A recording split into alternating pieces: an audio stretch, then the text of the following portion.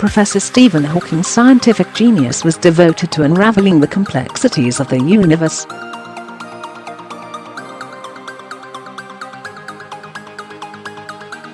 But there was one area of human life for which he could find no solution. Women.They are a complete mystery, he replied, when asked, on his 70th birthday, what subject occupied his daily thoughts the most.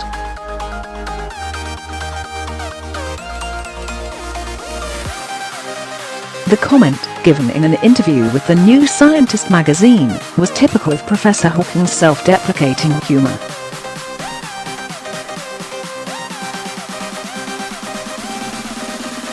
Renowned for his brilliant mind and bloody-minded courage in the face of a crippling, terminal disease, he was the first to admit he was a man like any other.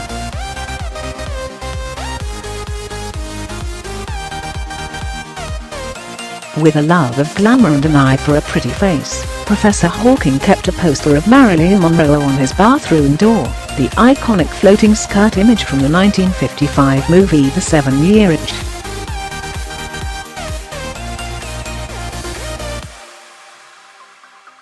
On his 60th birthday, with can girls draped over his chair, a Marilyn impersonator treated him to a breathless rendition of I Wanna Be Loved by You.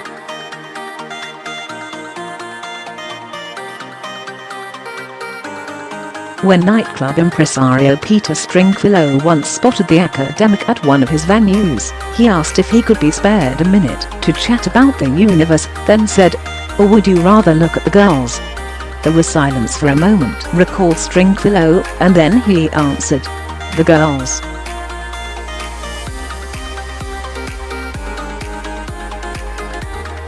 Close quote. Of course, the two women who most shared his remarkable journey were his first wife, Jane Wilde, mother of his 3 children, Robert, Lucy, Tim, and second wife Elaine Mason, the nurse for whom he left Jane.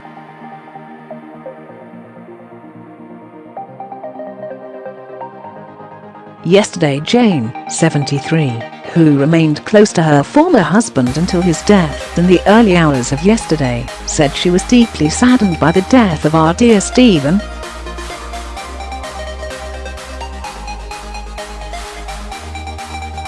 She added, "I am glad to be able to say he died peacefully in the comfort of his own home."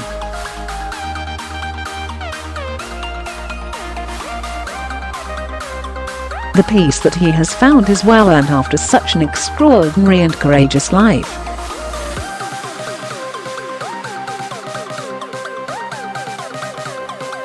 We shall feel his loss keenly for a long time. Professor Hawking had been ill since Christmas, and, though his death was not unexpected, his family is said to be devastated by his loss.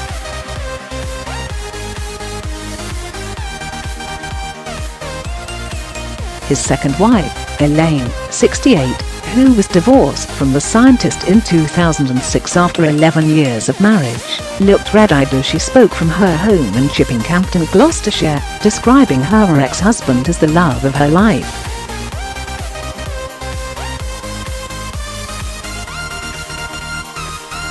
He was a wonderful man, who was very, very special. I am still reeling. I am really upset.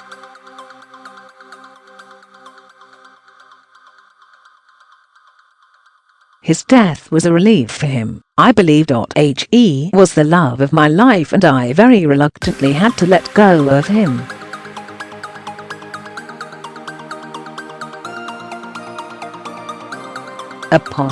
Elaine went on to claim that Professor Hawking proposed to her twice after their divorce, because he had never come to terms with their separation.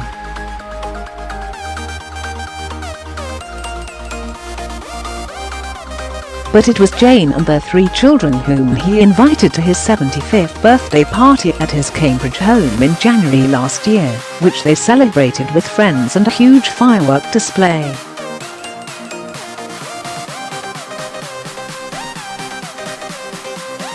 It is they who are now planning his funeral.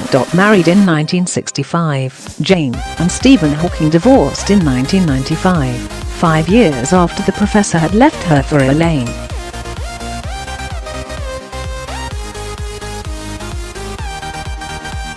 Jane would later recount in her raw and brutally honest memoir, On Which the Theory of Everything, the 2015 film starring Eddie Redmayne, was based, that coping with his disability, his fame and 3 small children had, at times, left her in a black hole of despair.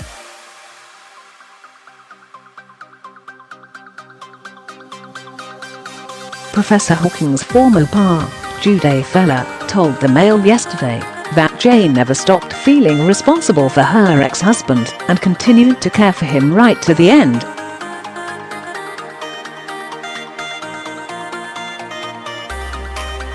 You cannot imagine how difficult it must have been for Jane and the children in the early years, says Judy, who worked for Professor Hawking for 14 years from the 70s.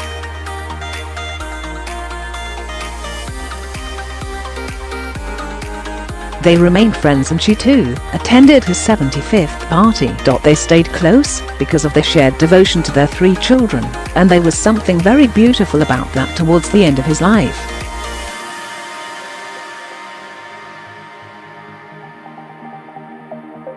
In her 2007 memoir Traveling to Infinity, My Life with Stephen, Jane recalled the first time she encountered Stephen, in 1963, while walking through their hometown of St. Albans with a friend.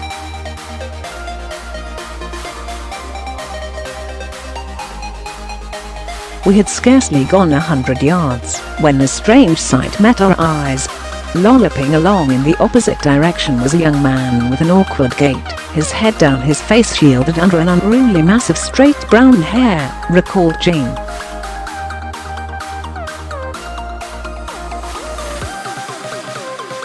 A few months later they met at a party. Hawking was then a 21-year-old cosmology research student at Cambridge, and shortly afterwards Jane learned that he'd been diagnosed with some terrible, paralyzing, incurable disease.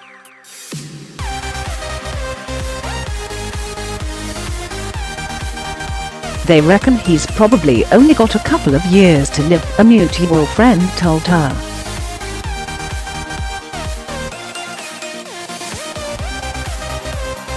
But a week later Jane, who admitted she was already falling for Stephen, met him again on a station platform.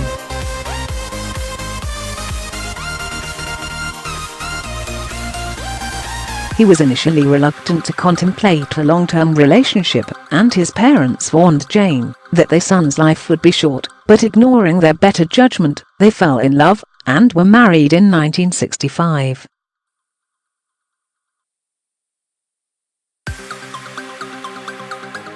He had beautiful eyes and this amazing sense of humor, so we were always laughing.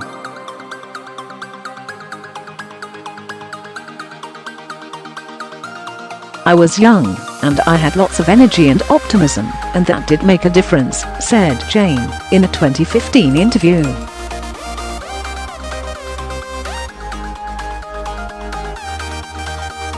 But most importantly, I loved Stephen and wanted to do my best for him. So I thought I could easily devote 2 years of my life to help somebody I loved, someone who had so much potential, achieve his ambitions.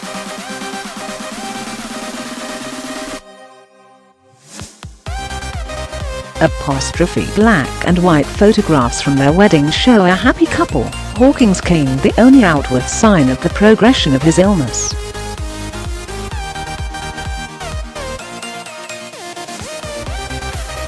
The marriage would, contrary to the doctor's bleak prognosis, last for a quarter of a century and lead to the birth of 3 children.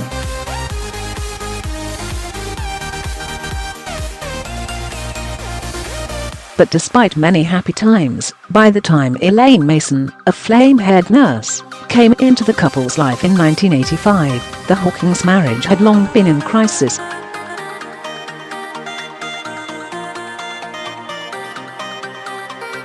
Elaine was employed after a pneumonia infection nearly killed Professor Hawking.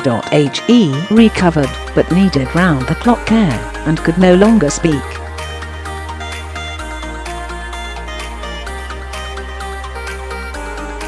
Elaine's first husband, engineer David Mason, made the voice box which created the robot-like vocal tone for which the physicist was famous.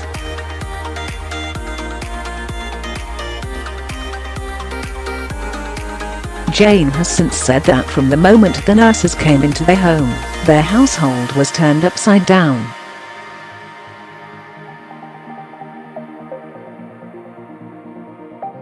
The publication of her husband's best-selling book, A Brief History of Time, in 1988, only made things worse, she said.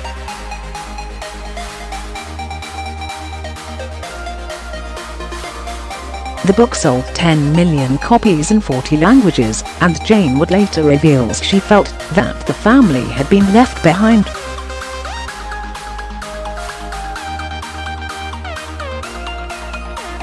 To me, Stephen was my husband and the father of my children. One does not say to one's husband, "Oh, you are so clever, I must worship the ground and your feet," or in this case, wheels.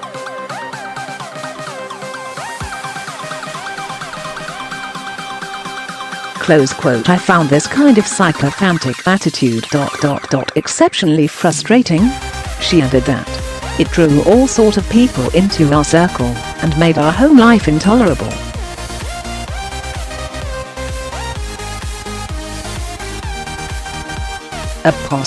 Jane relied heavily on Peter Stringfellow, a married mother of 3 who was employed by Hawking, after answering a small ad in the local newspaper which stated a scientist was looking for a part-time secretary.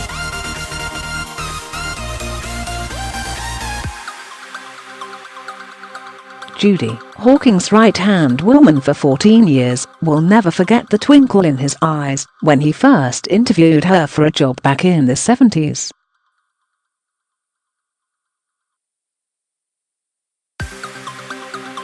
He was the most lovely of men, and from that first day we just clicked, says Judy, who remains fond of Jane and the children.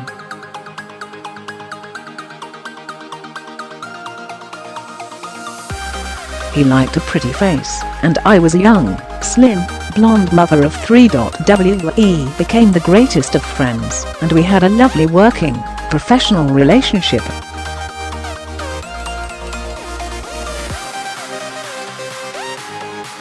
Although he loved fame and glamour, he was happiest when he was treated as an ordinary person.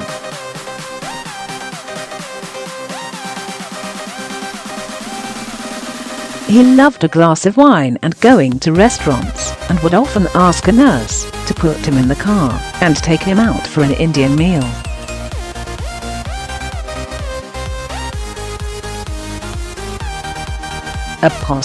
Jane, meanwhile, had grown close to family friend, choir master Jonathan Hellier Jones, whose own wife had died of leukemia.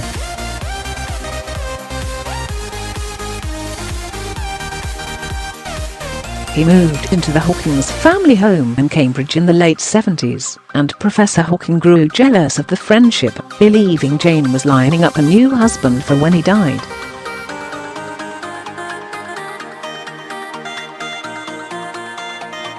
Much later, both Jane and Stephen would write with remarkable honesty about how their marriage cracked under the strain of his fame and increasing disability.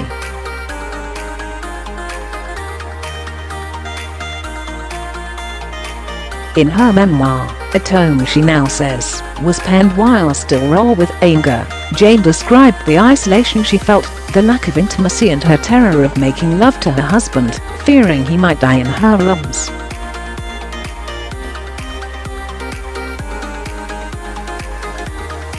That book, Music to Move the Stars, was updated in 2007, this time a gentler autobiography, which was turned into the film starring the Oscar-winning Eddie Redmayne and Felicity Jones.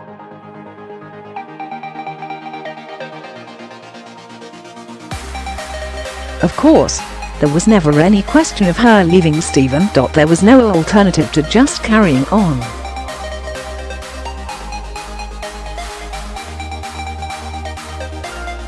I felt very committed to Stephen, and I didn't think he could manage without me, she recalled.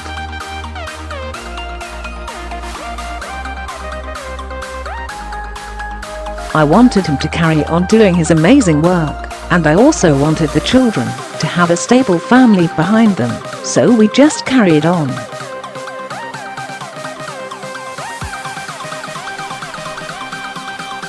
Less explicitly, in 2013 Stephen penned his own version of events in a memoir, entitled My Brief History, recounting how he gave his blessing to his wife's friendship with Hellier Jones, whom she married in 1997, 2 years after her divorce from Hawking.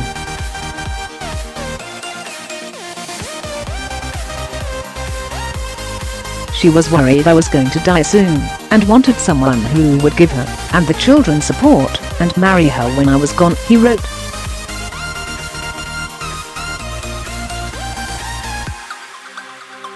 She found Jonathan ... Yet it was Stephen who, on their wedding anniversary in 1990, told Jane that their marriage was over.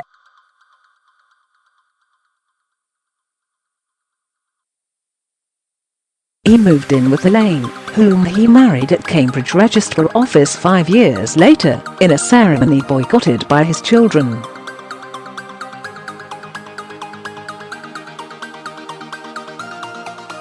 Their marriage, which ended after 11 years, was dogged by allegations that Elaine, a mother of 2 who left her husband to raise their sons after moving in with Stephen, physically abused him, claims he always denied.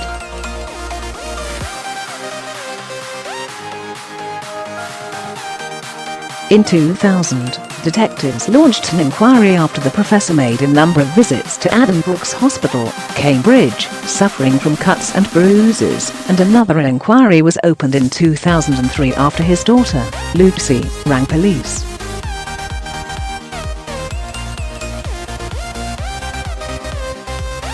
Yet, even after the marriage had crumbled, Stephen remained circumspect. My marriage to Elaine was passionate and tempestuous, he wrote in his memoir.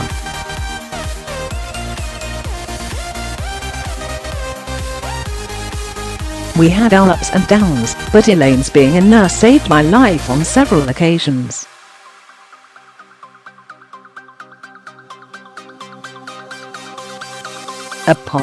Daughter Lucy later spoke of that tempestuous period, calling it a catastrophic time.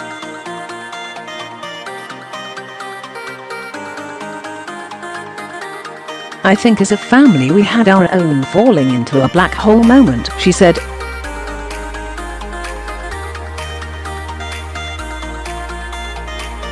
Yesterday, Professor Hawking's sister Philippa Houghton, 71, who lives in Solihull, West Midlands, said, he had some difficulty with his feelings, but I think he lived a good life.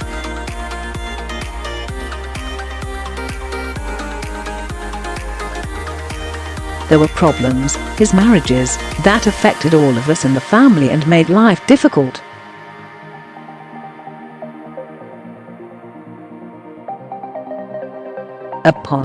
Yesterday, Elaine said of her relationship with Professor Hawking.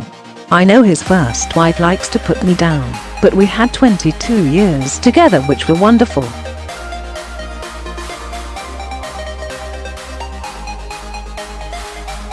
For us, our marriage was loving. People didn't like it and they tore us apart. But at the premiere of The Theory of Everything, it was Jane who was at her former husband's side.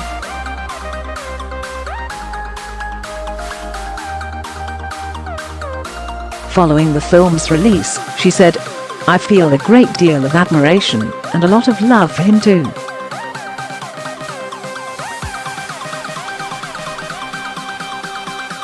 It's not the same kind of passionate love as before, but yes, I do still love him.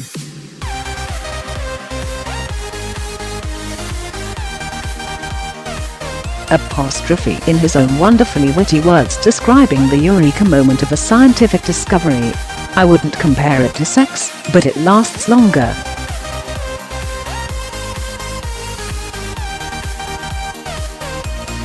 I believe alien life is quite common in the universe, although intelligent life is less so.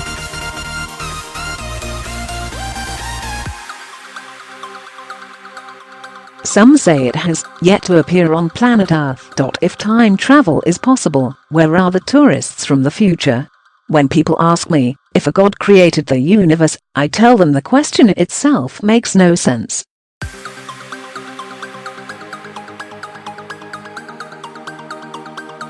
Time didn't exist before the Big Bang, so So there is no time for God to make the universe in.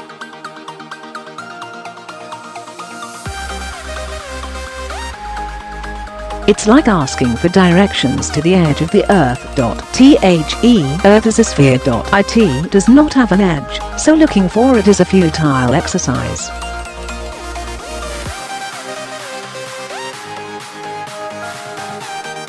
The idea of 10 dimensions might sound exciting, but they would cause real problems if you forget where you parked your car.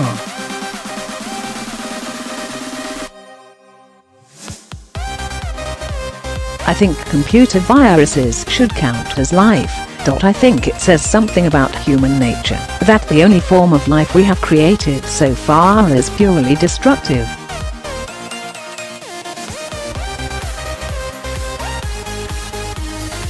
We've created life in our own image. My goal is simple. It is a complete understanding of the universe, why it is as it is, and why it exists at all.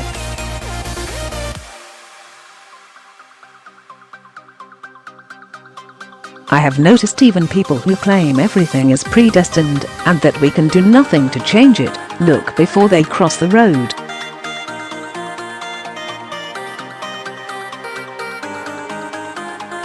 We are just an advanced breed of monkeys on a minor planet of a very average star.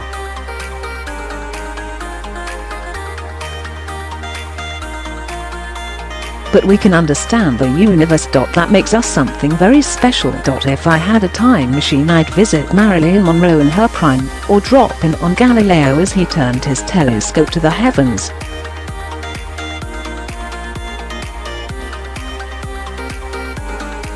It is not clear that intelligence has any long-term survival value.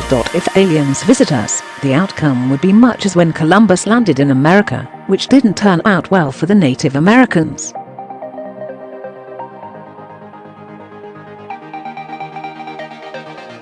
We only have to look at ourselves to see how intelligent life might develop into something we wouldn't want to meet.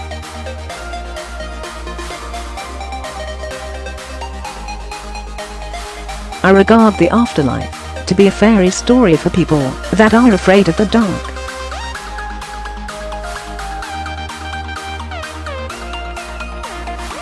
The downside of my celebrity is that I cannot go anywhere in the world without being recognized.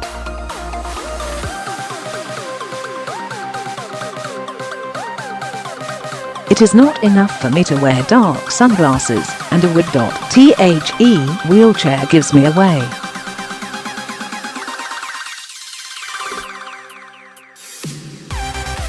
When I was 12, one of my friends bet another friend a bag of sweets that I would never come to anything.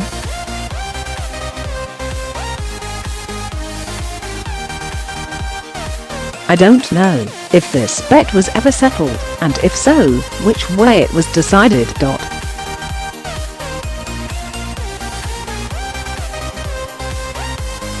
Asked if he believed he was the most intelligent person in the world. I would never claim this.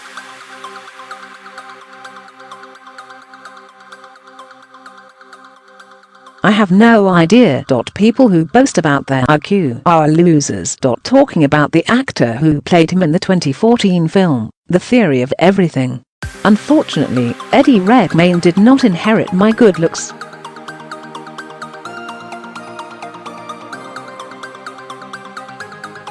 My expectations were reduced to zero when I was 21. Everything since then has been a bonus.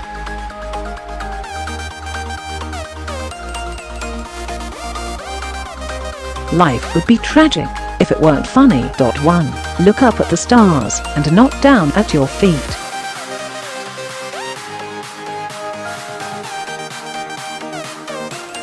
2.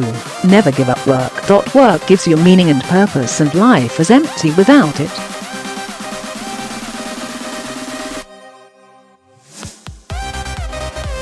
3. If you are lucky enough to find love, remember it is there, and don't throw it away.